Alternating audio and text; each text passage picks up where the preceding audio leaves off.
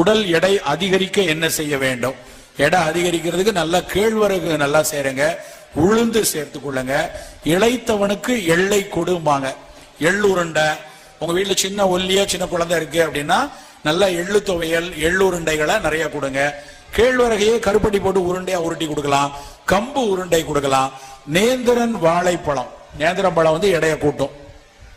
தினம் காலையில ஒரு அரை பழமாவது குழந்தைகளை சாப்பிட வைக்கலாம், அது எடை கூட. அது குறிப்பா பெண்கள்ல எடை குறைவா இருக்காங்கன்னா எள்ளு, நேந்திரன் வாழை, உளுந்து, இந்த 3 போதும்.